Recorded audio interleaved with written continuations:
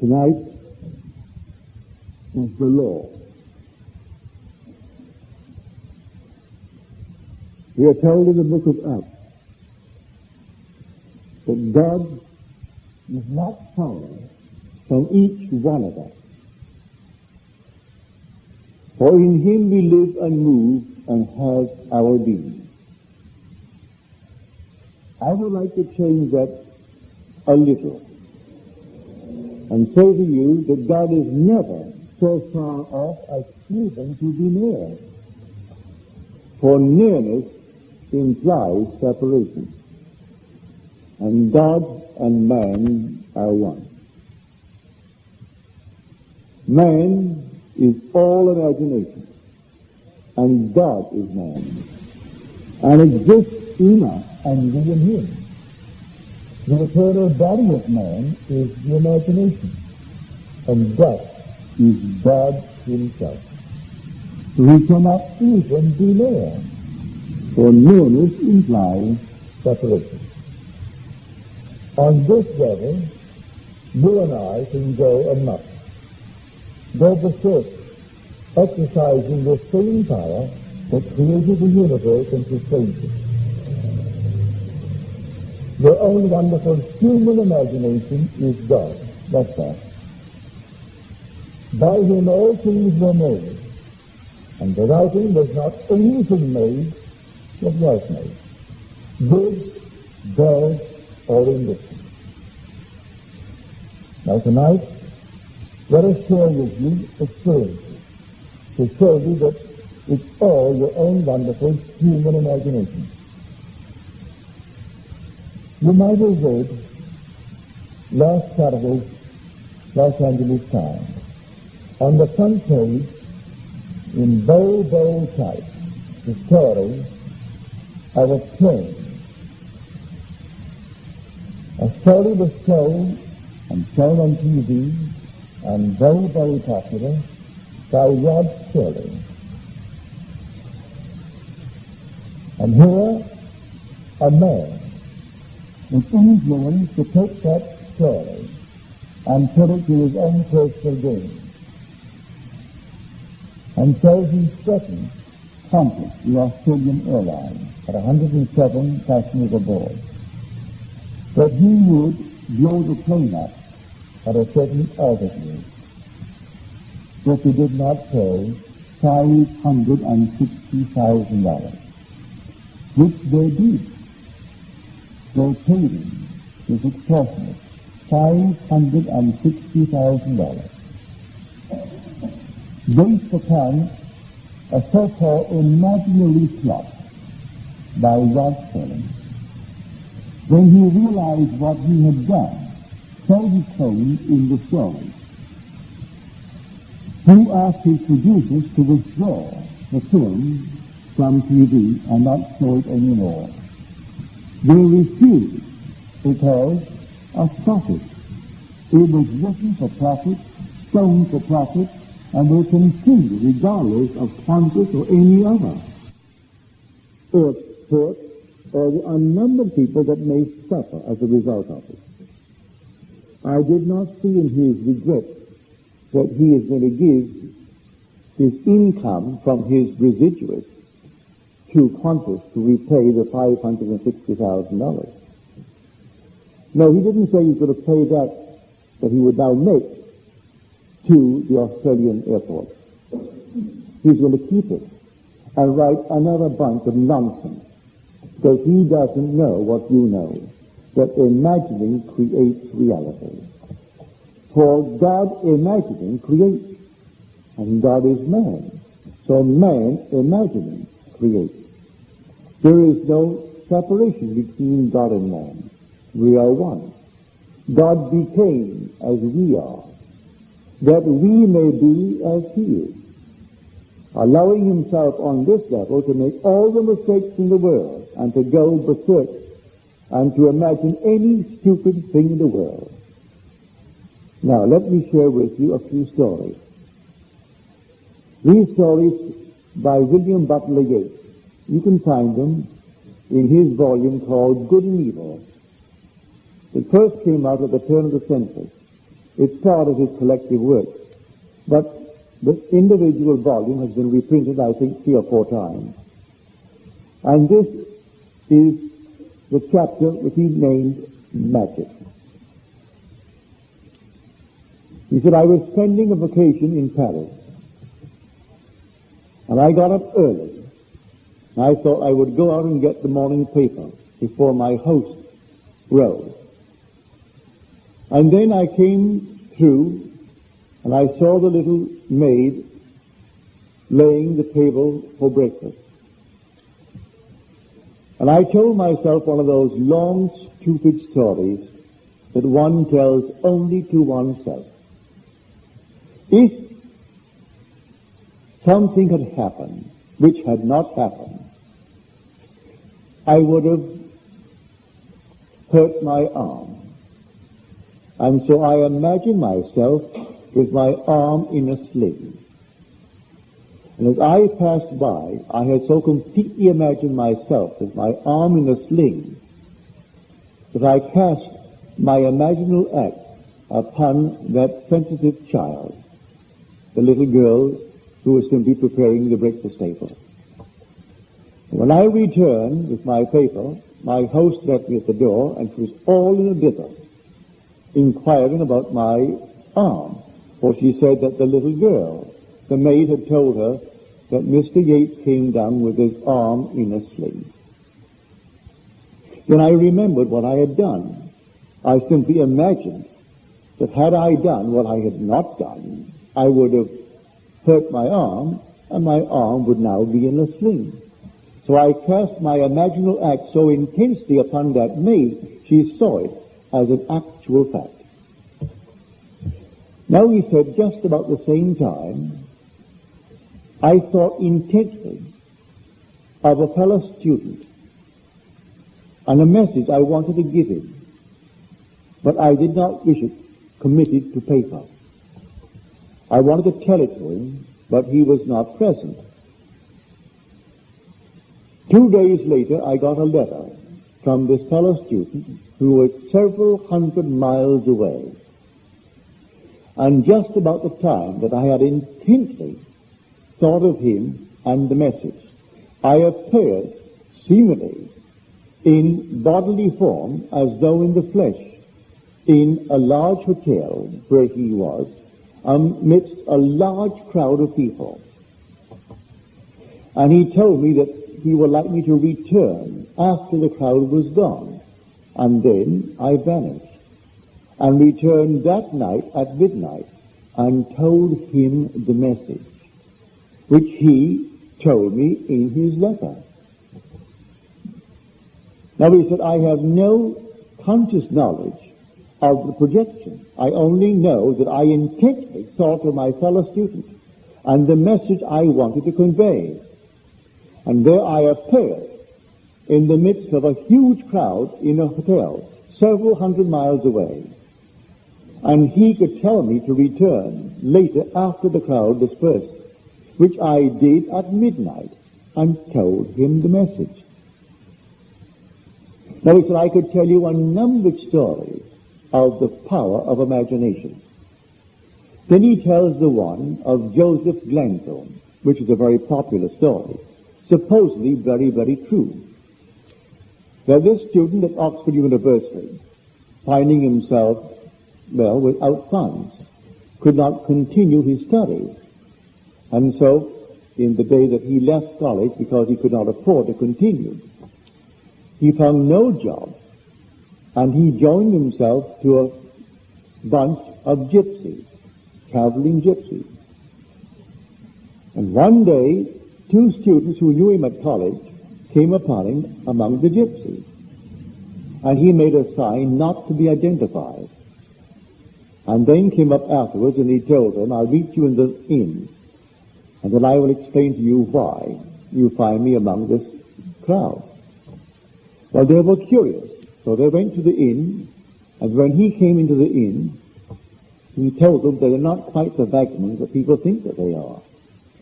They have a secret that is not known at Oxford. None of our professors know it. I know I never heard about it, said he.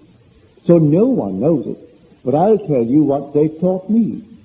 And I have learned all that they've taught me so far, and I've improved upon it. Now, to show you what I mean by it, I will leave you two fellows alone. And when I return, I will tell you what you have discussed in my absence. And so when he came back, he told them in detail what they had discussed, or everything they discussed. And they were curious and wondered why. He said, you had no choice in the matter. I determined what you would discuss. My imagination led yours. Their story is all about imagination. And they, by the complete control of their own imagination, influences your behavior. That's what I learned from them. Well, if God makes all things, well then God must be the human imagination. If a man could so control his own imagination that he influences your behavior, and you think that you initiate what you do, when it was the man in control of his own imagination that did it, then we understand what the poet meant. All things by a law divine in one another's being mingled. I see you, you see me. Were we not intermingled, I couldn't perceive you. If I couldn't penetrate your brain, and you couldn't penetrate mine, you couldn't perceive me. So all things by a law divine in one another's being mingled. The man who is in control of his own imagination, penetrating the whole vast world in which he is involved, could influence the world. So that is the secret that he tried to tell these two scholars who graduated from Oxford. He could ill afford to continue his studies. So he quit because of the lack of funds. But he learned what no one at Oxford could teach him. The control of his own wonderful human imagination. For that is God. Imagination is that non-objective reality from which all objects pour forth just like sudden fancies. Everything in the world, it comes out of one's own wonderful human imagination.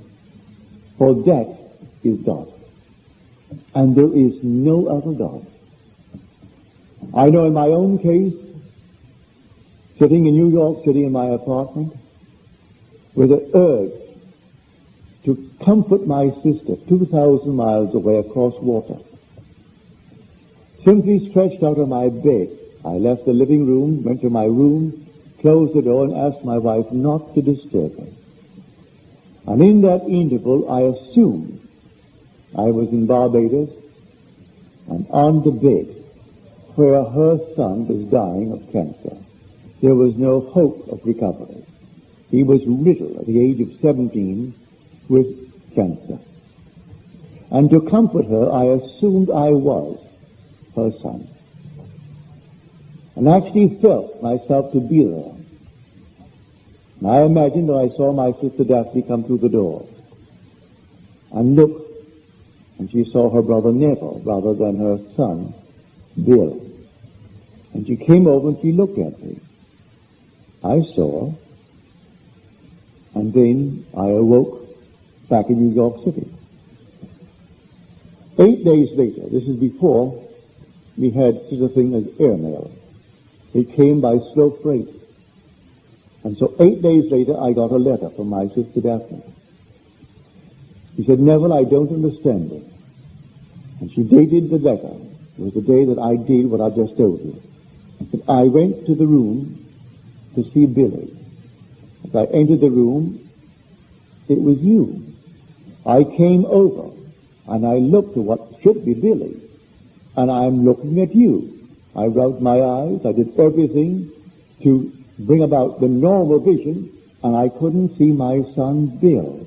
I am only seeing my brother Neville, and I couldn't understand it. Now she began to feel through the superstitions of the world, because Billy was dying of cancer, the next one to go would be her brother Neville. That's how she interpreted. She didn't know what I was doing in New York City. What I did not help. He died. He died of cancer. But I succeeded in projecting myself 2,000 miles away under the bed I knew so well. It was my father's room. It was my father and mother's bedroom. And there I knew that that's where Billy was sleeping. And I assumed I was on that bed, and I was actually in the place of Billy. So when my sister saw me, she would be encouraged to have faith, to have hope. But she was so disturbed because no matter what she did, she rubbed her eyes, closed them, opened them, closed them, opened them, and she is still seeing Neville, and she can't see her son.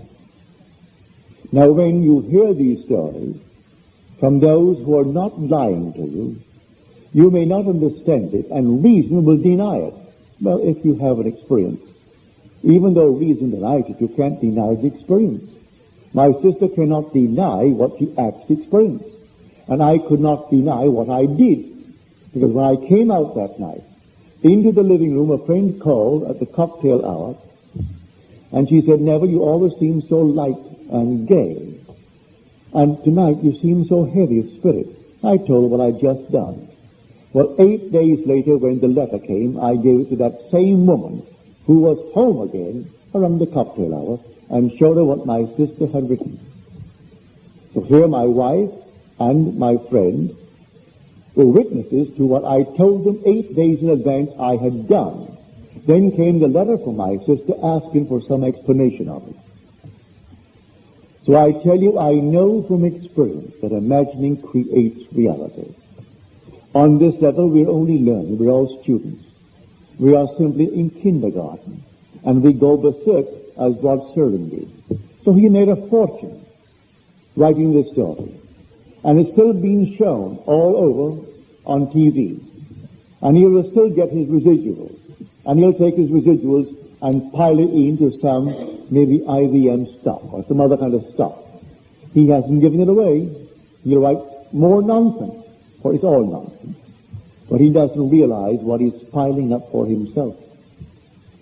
Be not deceived. God is not mocked. As a man sows, so shall he reap. You see yonder fields? The sesamum was sesamum, and the corn was corn. The silence and the darkness knew, and so is a man's fate born. So let no one think he's getting away with anything. So you misuse your talent, and you reap seeming rewards today in dollars and cents. Tomorrow you will reap it in another kind of payment. Another kind of payment tomorrow. And dollars and cents cannot buy it. Dollars and cents cannot free you from it either. You'll go through the experience of having misused the talent that you receive. And the talent is the gift of God himself. God actually became man, that man may become God. So this is the law by which we live. Learn to use your imagination lovingly on behalf of everyone in this world, because you're going to reap the fruit of it. Whether you use it lovingly or unlovingly, you're going to reap the fruit of it. So I say to you tonight, God is not apart from man. He is never, not in eternity, so far off as even to be near, because nearness implies separation. That statement from the 17th chapter of Acts would imply separation.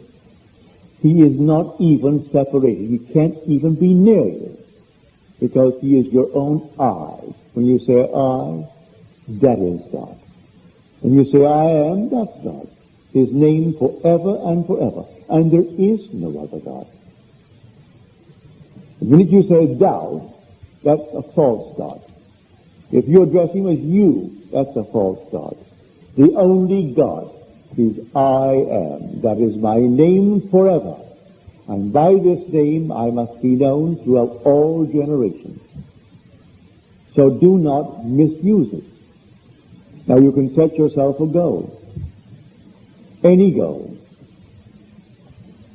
And if you really know exactly what things would be like if you had realized it, and then enter into that state, Now I tell you, it will become to you objective. At the moment it seems only a shadow, just a shadow, because you have not entered into the sketch. When you enter into the sketch takes on a cubic reality and becomes objective to you, not to another, but to you. Now leave it alone. In time, in its good time, it will flower and become what the world calls an objective reality. It was real the very moment you entered it, because you are the reality. All things exist in the human imagination, but all things, you name it, it exists in you. But it exists in you only as a shadow. It's shadowy. But if you enter into the so-called shadow and clothe yourself with it, it ceases to be a sketch and it becomes a cubic reality, just like this room. At this moment, your home you know so well is only a shadow. And this room that you do not know very well, it seems so real because you are in it. Now, everything in this world, so-called natural effects, every natural effect has an imaginal cause and not a natural. A natural cause only seems. It is a delusion of the fading memory. Our memories, yes, it's good, it's adequate for sameness, but it's not perfect. I'll show you. When you go home tonight, take an ordinary, a magazine, take the cover, a landscape, or a postcard, and look at it and know exactly what you're doing. You're looking at the postcard. Try to memorize it. Spend as much time as you want on it. Spend an hour if you want. Try to memorize that card.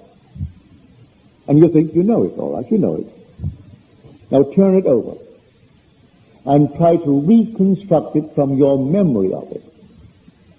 And be honest with yourself and see how far you are from what you were observing. Yet when you turn it over, your memory picture of it is good enough for sameness. You know it's the same card because it is good enough, but it's not good enough for the active picture. So our memory is all right. It's good enough for the call to sameness.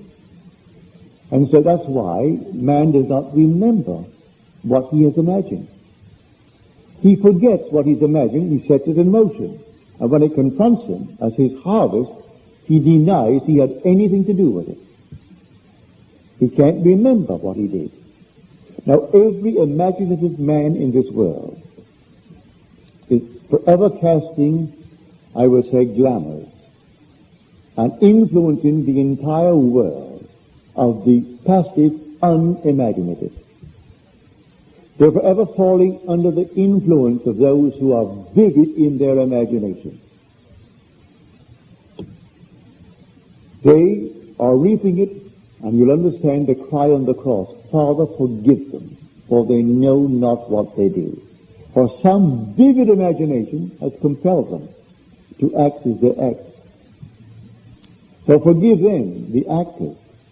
Any condemnation goes to the author, not the actor. Man condemns the actor in the drama, when really, if there's any condemnation, it is really the author, not the actor. And the author of the play is God, for God is your own wonderful human imagination. This one that extorted $560,000 from Qantas, he didn't conceive it, he saw it on TV. And it gave him an idea. And he thought, maybe I can get away with it. Well, who is the author of it? Rod Sterling. Here was Sterling, he was the one who conceived it. And here was an actor who thought, here's an idea to get $500,000. And he got it. Because there were 107 souls aboard that plane. And they couldn't run the risk that it may not be true. that if at a certain altitude it would go off, then they had to pay that extortionist his $560,000 and save the lives of the 107 souls aboard that plane. So he got the money, and he was the actor. If you catch him, undoubtedly they'll send him up for life. But who is the actual culprit? Service. He wrote it, and so he's making all kinds of money out of that he wrote. And he continues to make it. He wrote a series that came, well, it went for 2 or 3 years at prime time. It's now still selling at other times, called Twilight Zone. All of his marvelous imagination. It doesn't hurt anyone what he did in that one. But he has made a fortune using the talent. But in this, he misused his talent. And his regret does not alter the fact. But in the end, no one gets away with any misuse of his talent. He pays it in a way that money will never be able to compensate. That's the story. So your own wonderful human imagination is God. And that God is creating all the phenomena of the world. As Disraeli said, man is not the creature of circumstances. Circumstances are the creatures of men. We are creating them. We are not the victims of circumstances. We are creating circumstances. Man is not the creature of circumstances. Circumstances are the creatures of men. Benjamin Disraeli. Don't discount it. There was a man, an able man, who said Christianity is the fulfillment of Judaism. He never denied that he was a Jew. His very name tells you who he is.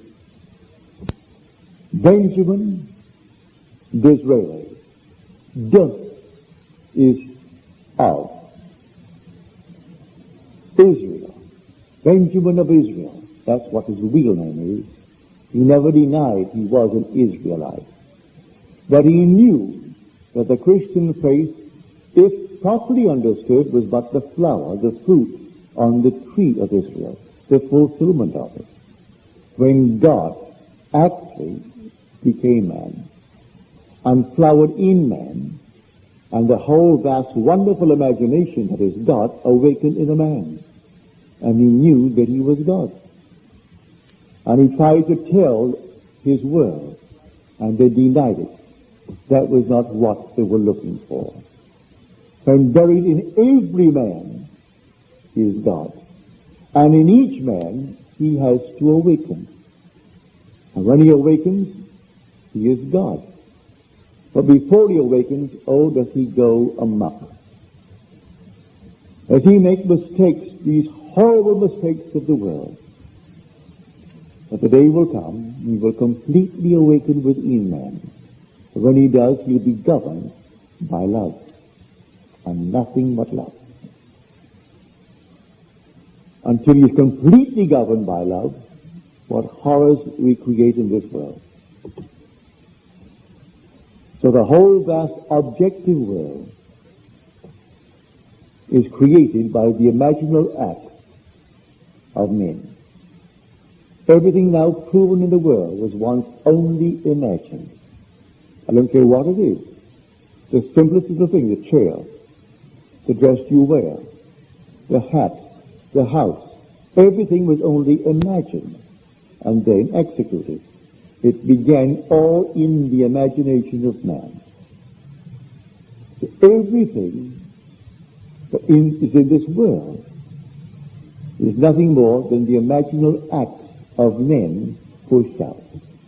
Good, bad, or indifferent. So tonight, you take me seriously. And know that you, and you alone, are responsible for the phenomena in your world. If you're passive and not alert, you can be influenced because all things by a law divine in one another being mingled. But it's still the one being. And so you can be influenced.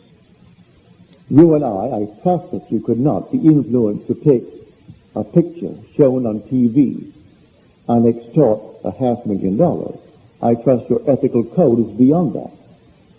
But not everyone is beyond it. You and I hope, are beyond such things. But there are unnumbered people who are not, and they will simply be influenced by the powerful imagination of a writer, a very successful writer, who, if tonight he was invited by some university to speak on the art of writing, could demand maybe $2,000, $3,000 for his appearance.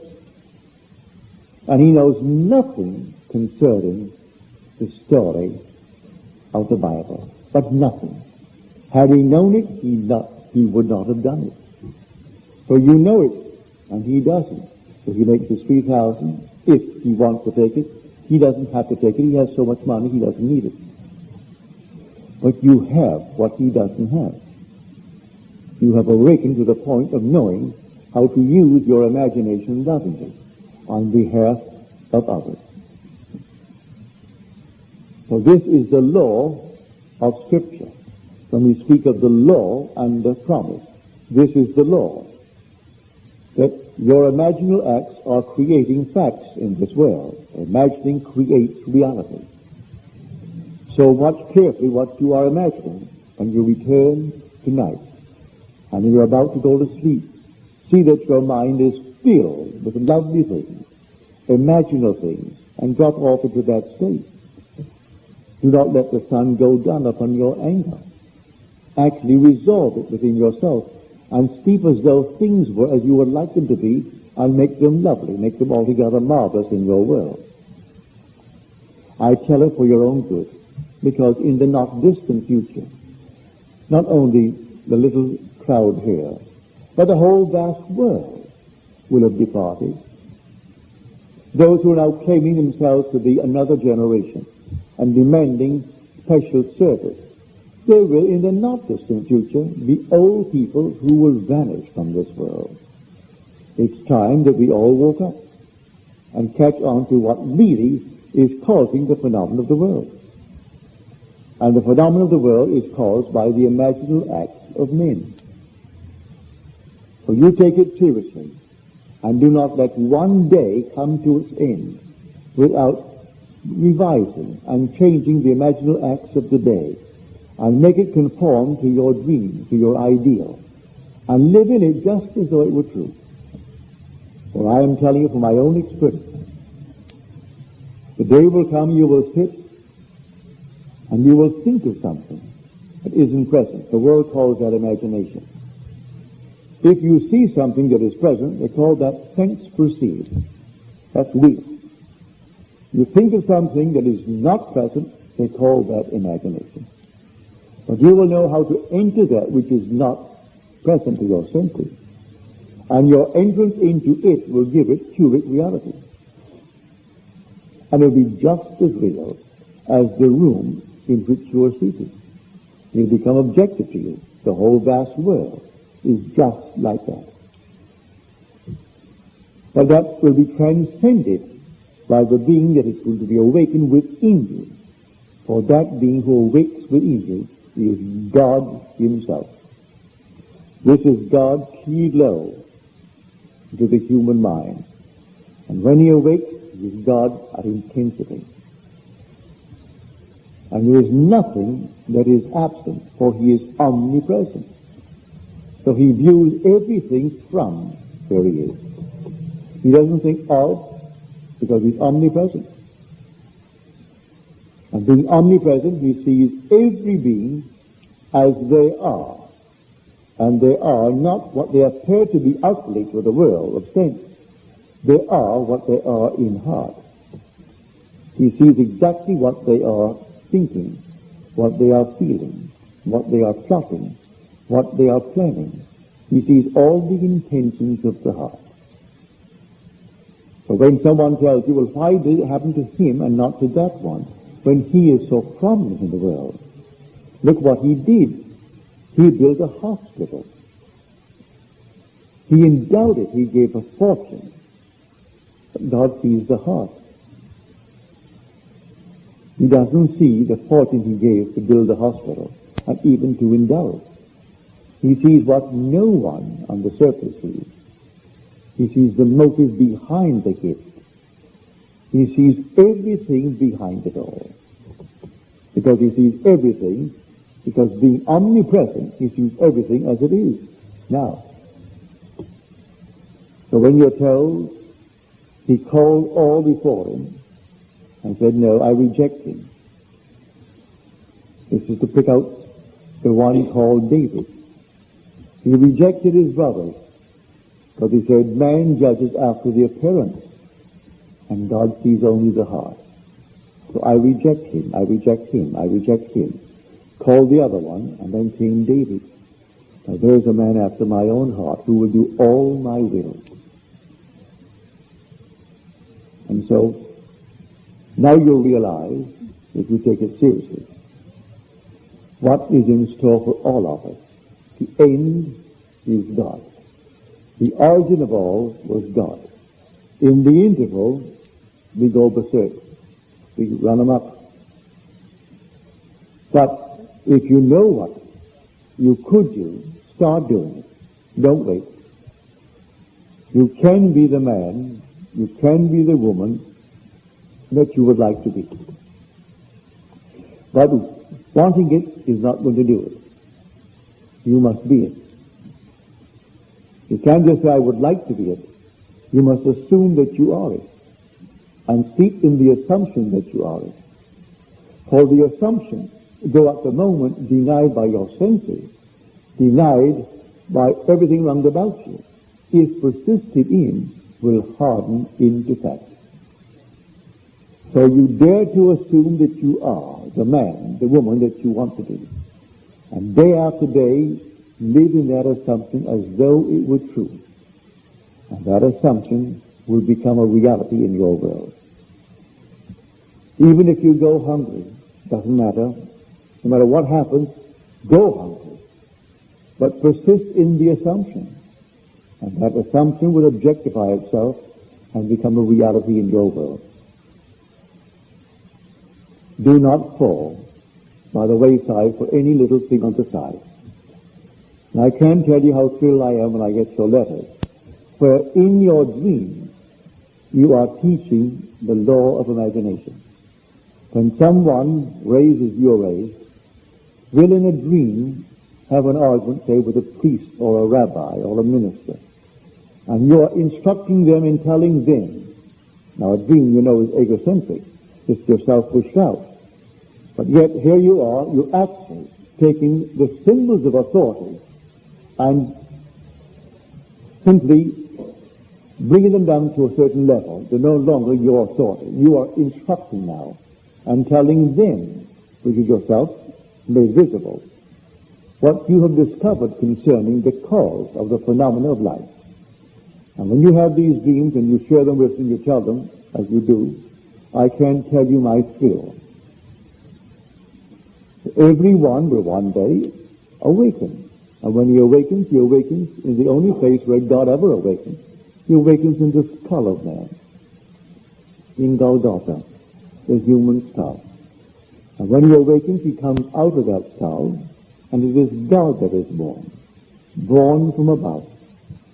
And then he goes through the normal series of time, and he arrives at that point where he becomes, well, of age. He reaches the age of spiritual puberty. And then the father, the earthly father, disappears. And when he reaches the age of 12, Joseph disappears from the scene. And now he is now a creator. He can actually create his own image.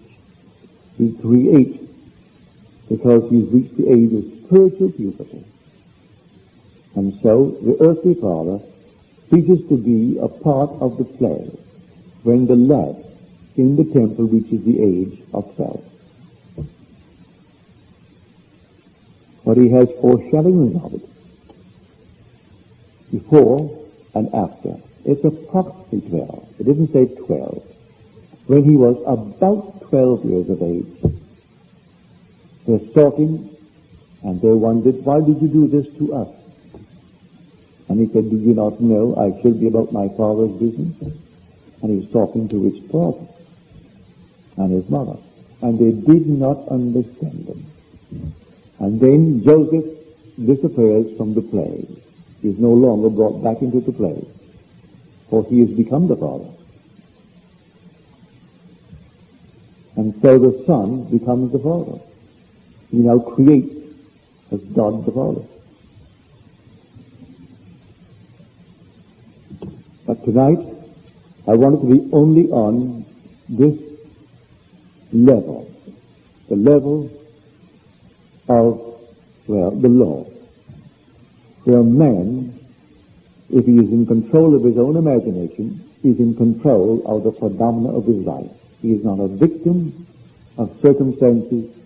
Circumstances are the creatures of himself. He creates them if he knows what he is doing.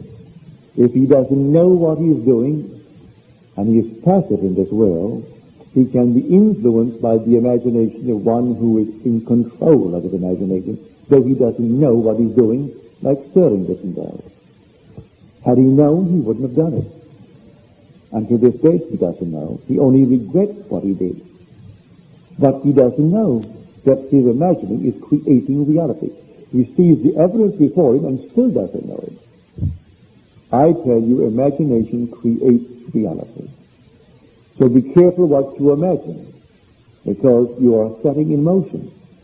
And because all things by a law divine in one another's being mingled, you are influencing everyone, even though they do not see your picture or read your book.